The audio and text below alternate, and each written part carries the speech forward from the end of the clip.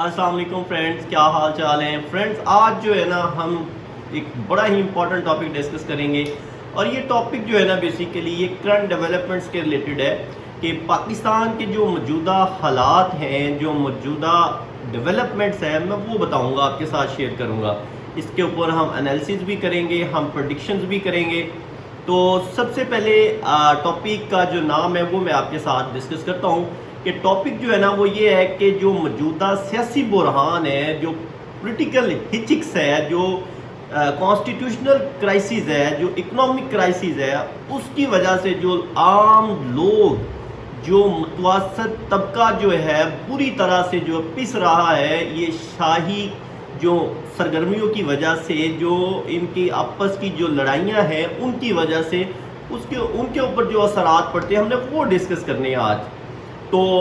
Topic का start ऐसे करता हूँ कि मैं आपको थोड़ा सा ये समझा दूँ कि जो ओवरऑल गेम बनती है वो ऐसी बनती है कि जब सियासी अदम इस्तेकाम आता है ना, पॉलिटिकल इंस्टेबिलिटी जिसे कहते हैं, वो बेसिकली आता है जब पॉलिटिकल पार्टीज़ के दरमियान, इंस्टीट्यूशंस के दरमियान लड़ाइयाँ होती हैं अपने मफादात की खातिर। जब इनके दरमियान पोलराइजेशन होती है ना एक एक्सट्रीम लेवल की, कि वो अपने मुफाद को आगे रख के और मुल्क की मुफाद को पीछे छोड़ देते हैं, और जिसकी वजह से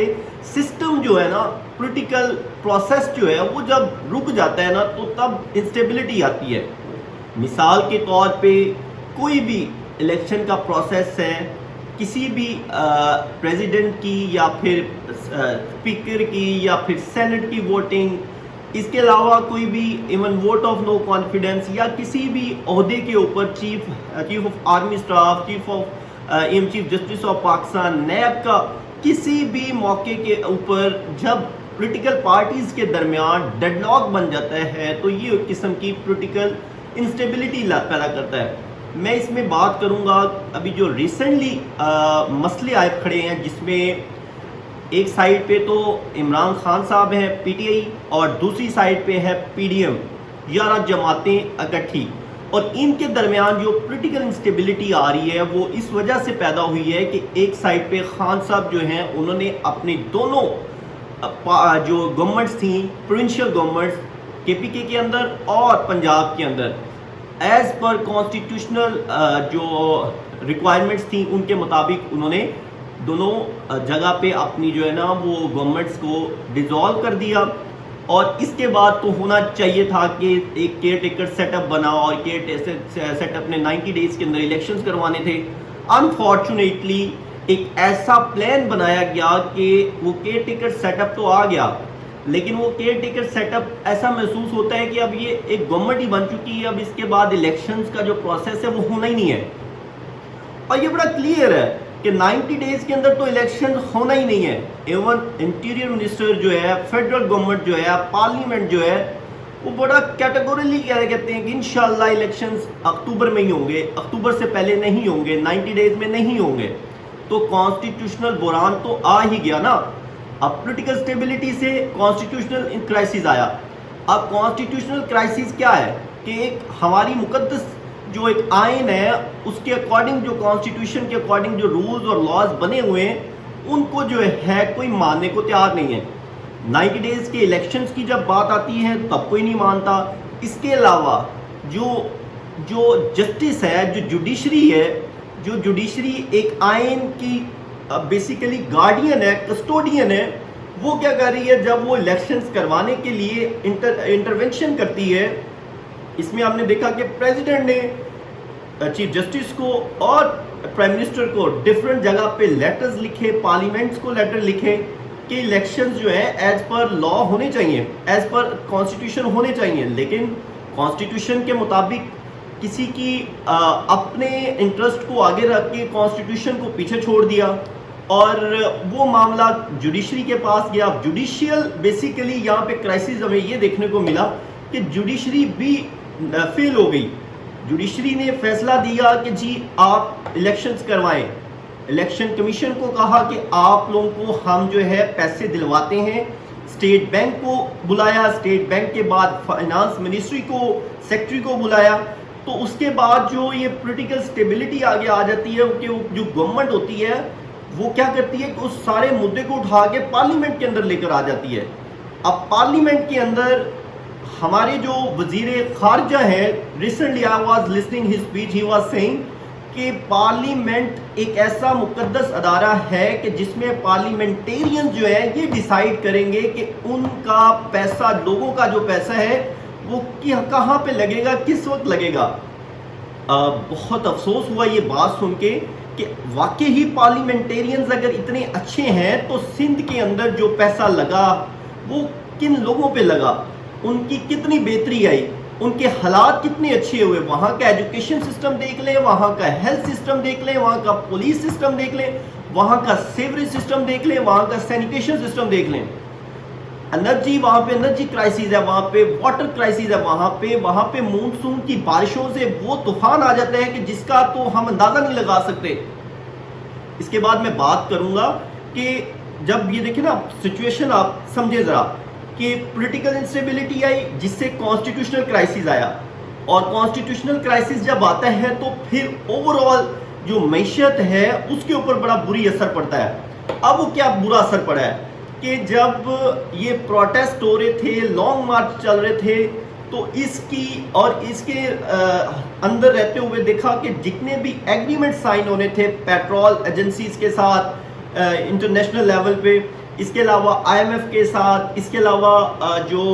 دیکھنے گیس کے نئے ایگریمنٹس تھے وہ سائن ہونے تھے. اس کے علاوہ اوور آل گورننس جو تھی ملک کے اندر, جو لا اینڈ آرڈر ہے, جو رول آف لا ہے, اس کے علاوہ باقی دیکھا جائے تو کوئی اتنی بہتر گورننس ہو ہی نہیں رہی. ایسے لگ رہے ہیں کہ جیسے انہوں نے منسٹریز بانٹی ہوئی ہیں, جے یو آئی ایف اپنی منسٹریز, پوسٹل, ہاؤسنگ, اور اس طرح 3-4 منسٹریز وہ لے کے بیٹھے ہوئے ہیں, پیپلز پارٹی اپنی منسٹریز لے کے بیٹھی ہوئی ہے, پی ایم ایل این اپنی منسٹریز لے کے بیٹھی ہوئی ہے, اور وہ منسٹرز اور ان کی جو پارٹیز ہیں وہ اپنے خاص طور پہ جتنا انہوں نے پیسہ لگایا ہوا تھا وہی پیسہ بنا رہے ہیں, اور اوپرلے لیول پہ وہ ایک دوسرے کی ٹانگیں کھینچ رہے ہیں, ایک دوسرے کے ساتھ ٹسل لگا کے بیٹھے ہیں, ایک اداروں کو وہ یوز کرتی ہیں کہ دوسرے کے خلاف مقدمہ بناؤ, اس کے گھر پہ دھاوا بول دو, اس کو پکڑ لو. اور جو پبلک ہے, پبلک کے ساتھ وہی زیادتی ہوتی ہے, جو چھوٹے لیول کے آفیسرز ہوتے ہیں وہ پبلک کو پکڑ کے ان سے پیسہ نوچ رہے ہوتے ہیں. سب سے جو بڑی چیز ہمیں دیکھنے کو ملتی ہے نا وہ ہوتی ہے جب یہ لینڈ کے ایشوز پہ جتنی سول ایڈمنسٹریشن ہے وہ بالکل سپیچ لیس ہوتی ہے, وہ نہ کام کرتی ہے, نہ کام کسی کی پروٹیکشن کرتی ہے, لینڈ کی پراپرٹی کی کوئی پروٹیکشن نہیں کرتی, اور انہیں کوئی پوچھنے والا نہیں ہے. جن سٹوڈنٹس نے اپلائی کیا ہوتا ہے جابس کے لیے, تو جابس کے جو ایجنسیز, ریکروٹمنٹ ایجنسیز ہیں وہ سٹیپس اتنے سلو کر دیتے ہیں کہ کوئی ان کو چیک اینڈ بیلنس کا سسٹم ہی نہیں ہوتا. اچھا, اب میں ایگزامپلس کے طور پہ معاشی کی دے رہا تھا. معاشی بحران جو ہمیں سامنے آ رہا ہے نظر, وہ یہ ہے کہ آپ دیکھیں کہ جب یہ معاشی بحران آتا ہے نا تو جتنی بھی ٹریڈ ہوتی ہے وہ تو ہمیں پتہ یہ ٹریڈ بند ہیں, جتنی بھی خاص طور پہ ایکسپورٹ ہے وہ بھی تھوڑی ہے, اور امپورٹ بالکل بند ہے. ہم جو ہیں باہر سے کچھ بھی پرچیز نہیں کر رہے, ہماری جتنی بھی انکم ہے وہ بالکل خاص طور پہ امپورٹس کے لیے بالکل سیل ہے. کسی کے بھی جتنے بھی امپورٹرز ہیں ان کو ایک بندے کو بھی جو ہے نا خاص جو بیسک نیسیسٹیز ہیں ان کے لیے بھی جو ہے نا بین کیا ہوا ہے کہ امپورٹس نہیں ہوں گی. جب امپورٹ نہیں ہوں گی اور سپلائی جو ہے وہ جب کم ہو جائے گی اور ڈیمانڈ رائز کرے گی تو انفلیشن بڑھ رہی ہے.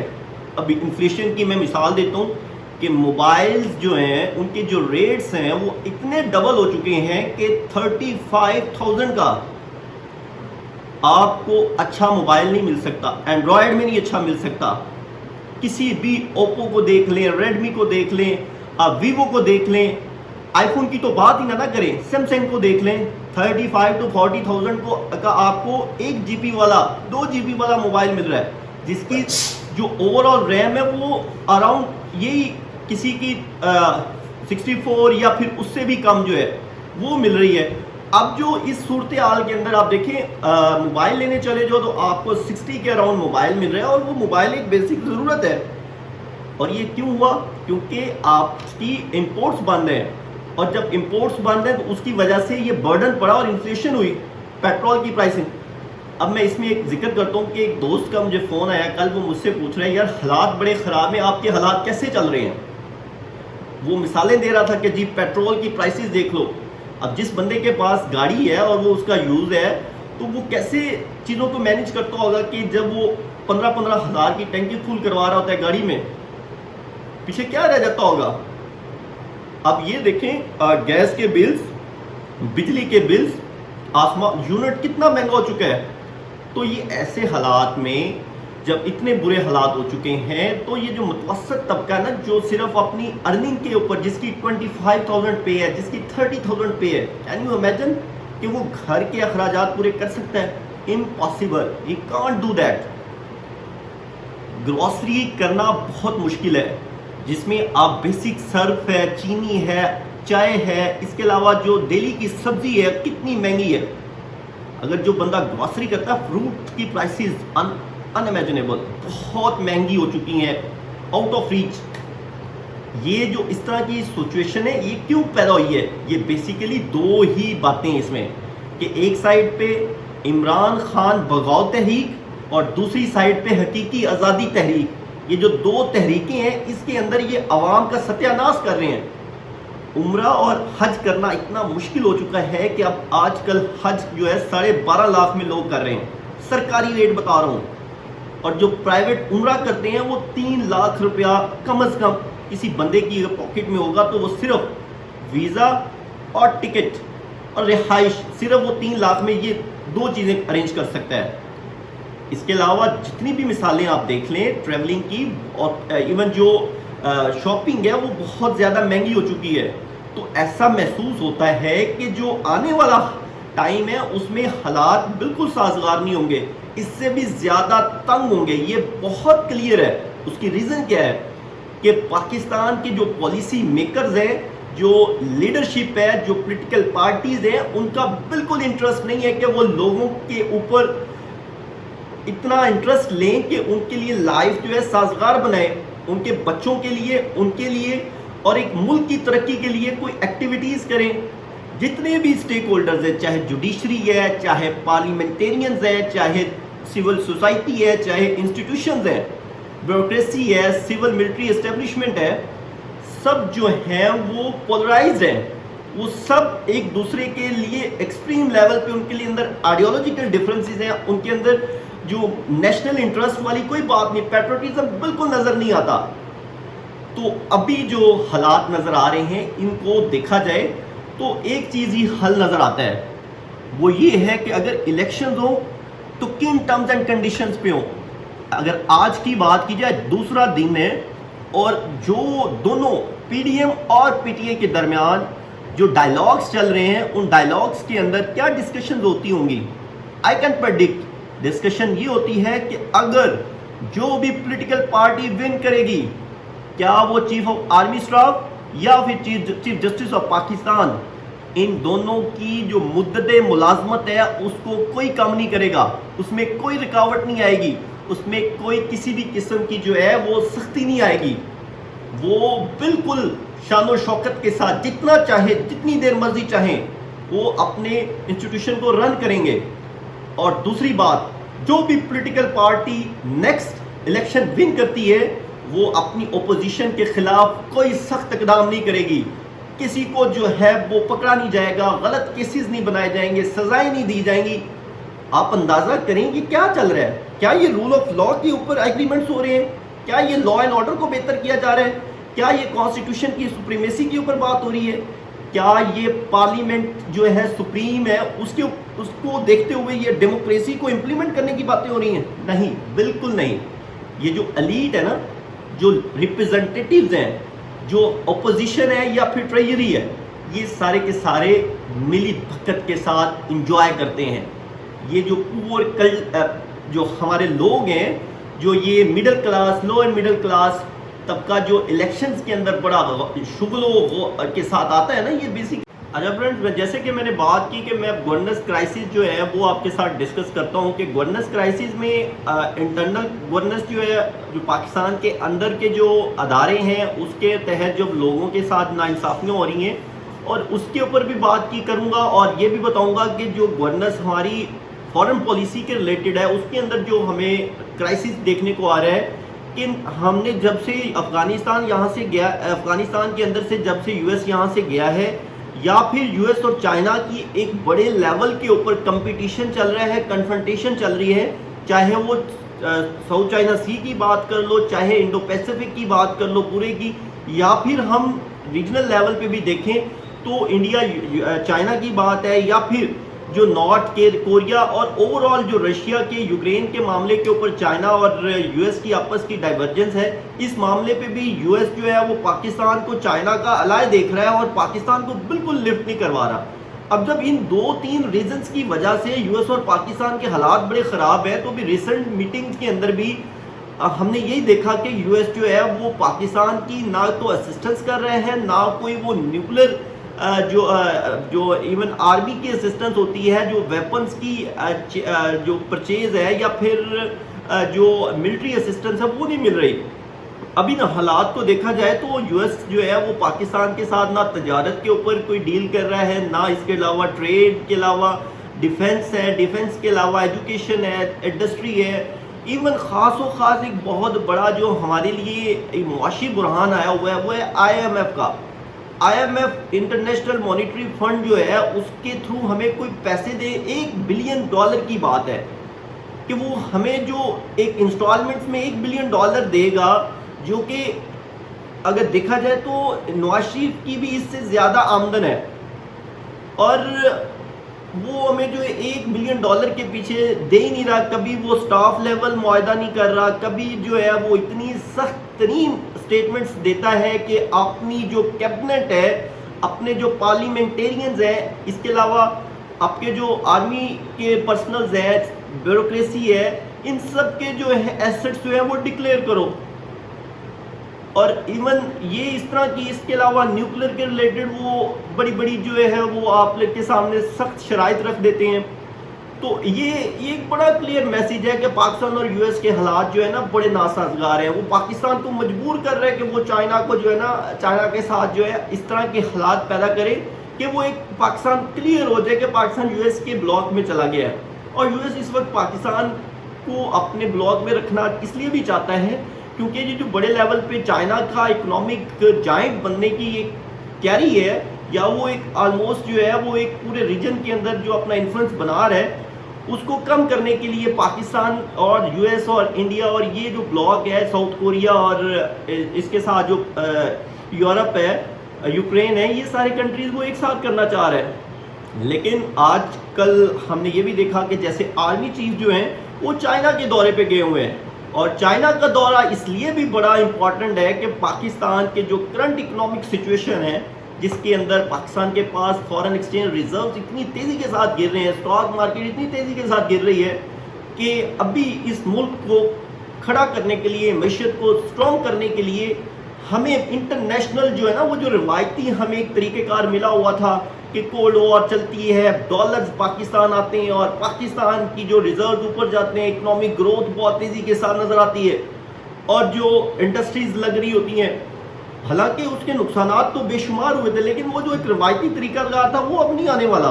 वो अब जो डॉलर्स हैं वो इस तरह नहीं होने वाले। अब पाकिस्तान को मॉडर्नाइजेशन की टेक्निक पे चलना होगा,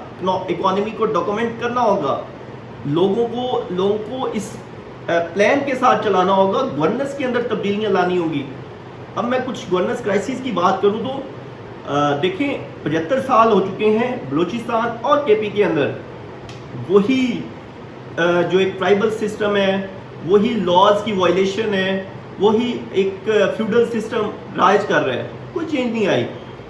देखिए, प्रोविंशियल गवर्नमेंट जितनी भी यहाँ पे केपी में या बलूचिस्तान में, वो अपने जो टैक्सेशन है उसको बेहतर नहीं कर सके। जितनी भी गाड़ियाँ वहाँ पे हैं ना, उनकी नंबर प्लेट्स नहीं लगी होती, एक्साइज के लोग इतने ज़्यादा वहाँ पे भर्ती हैं, एक पूरी हायरार्की है, लेकिन वहाँ पे उनको कोई पूछने वाला ही नहीं है लोगों को। नॉन कस्टम गाड़ियाँ جو بارڈر ہے افغانستان سے، جو بارڈر ہے ایران سے، وہاں سے نان کسٹم گاڑیاں آتی ہیں پاکستان کے اندر، نہ وہاں پہ وفاقی گورنمنٹ اور نہ اندر پروونشل گورنمنٹس اس کا لائے عمل بناتی ہیں. تو یہ کلیئر وائلیشن ہے لا کی. تو ہم جو رول آف لا تو دیکھتا نظر ہی نہیں نہ آتا پاکستان کے اندر، اور ان معاملات کو دیکھتے ہوئے نہ کوئی ملک کی مفاد میں ہے، نہ کوئی ملک ترقی کر سکتا ہے، اور باقی بھی جو ایک کلچر چینج نہیں ہو سکتا پاکستان کا. جمہوریت تو یہاں پہ پھر امپلیمنٹ نہیں ہو سکے گی نا جی. اور اس کے علاوہ اگر میں بات کروں تو جو انڈیا کے ساتھ جو واٹر کرائسس ہمارا واٹر ایشو ہے، انڈس واٹر ٹریٹی کا ایشو ہے، جو انڈیا ہمارے 3 ICJ انڈس، جیلم، چناب، ان تینوں دریاؤں پہ جو وہ براجیز اور ڈیمز بنا رہا ہے، ان میٹرز کو پاکستان نے نہ ہائی لائٹ کیا ہے، نہ اس کی پراپر سپرویژن کی ہے. اس کے علاوہ اگر بات کی جائے تو ڈیمز کی، تو یہ اتنی نااہل اور ناکمی گورنمنٹس تھیں، کوئی ادھر ملکی مفاد کی بات نہیں کرتا، اتنا پولرائزڈ ہے، اتنے وہ ایک اس سسٹم کو بیسیکلی وہ ایک معیشت کو پاکستان کی جو اندر گورنمنٹ ہے وہ اس کو ایک بزنس کے طور پہ سیاستدان لیتے ہیں، اور جو ہائی اتھارٹیز ہیں وہ اس کو ایک بزنس کے طور پہ لیتے ہیں کہ اگر پوسٹ مل گئی، اگر نوکری مل گئی پرائم منسٹر بننے کی، تو میں انشاءاللہ اپنے یہ سارے محرومیاں پوری کروں گا. تو ڈیم تو کسی نے بنایا ہی نہیں اتنے سالوں میں. اس کے علاوہ اگر بات کی جائے تو کوئی بھی جو خاص انڈسٹری ہے اس کو گرو نہیں کیا گیا. ہمارے ہاں ٹیکنالوجی کے اندر کسی نے انویسٹمنٹ نہیں کی. آپ اندازہ کریں کہ اب جو یہ چیزیں جو موبائلز خریدنے پڑ رہے ہیں باہر اتنے مہنگے، اور اس کے علاوہ ایگریکلچر کے اندر جو سیڈز ہیں وہ باہر سے بائی کرنے پڑ رہے ہیں، اگر وہ ملک کے اندر بنے، اگر تھوڑی سی بھی ریفارمز آئیں، اس میں ایگریکلچر ریفارمز ہیں، ٹیکنالوجیکل ریفارمز ہیں، آٹو موبائل انڈسٹری کے اندر ریفارمز ہیں، گاڑیوں کی ہیں، تو کیوں اتنی زیادہ مہنگائی ہو؟ ہمارے ہاں تو کھانے کی چیزیں جو ہیں وہ بھی باہر سے پرچیز ہو رہی ہیں. تو یہ مہنگائی تب ہی ختم ہو سکتی ہے جب کوئی اوور آل جو ہے معیشت کو ٹھیک کیا جا سکتا ہے. میں آپ لوگوں سے سجیشنز بھی لوں گا، اور آپ لوگوں نے بتانا بھی ہے کہ جو یہ ہماری ایک پراپر ڈسکشنز ہیں جس میں میں نے آج ایک اوور آل آپ کو اوور ویو دیا کہ پولیٹیکل اور سوشل اور خاص طور پہ جو کانسٹیٹیوشنل اور یہ کرائسس آ رہا ہے نا، اکنامک کرائسس ہے، اس کو جو ہے کیسے ٹھیک کیا جا سکتا ہے، اس میں کیا کیا ایشوز آ رہے ہیں، وہ سارے ہم نے جو ہے وہ ڈسکس کیے ہیں. نیکسٹ میں ہم ڈیلی بیسس پہ جو ایشوز آئیں گے وہ کرتے جائیں گے. Thank you so much. Channel کو سبسکرائب کر دیں اور اپنے فرینڈس کے ساتھ شیئر کریں. اللہ حافظ.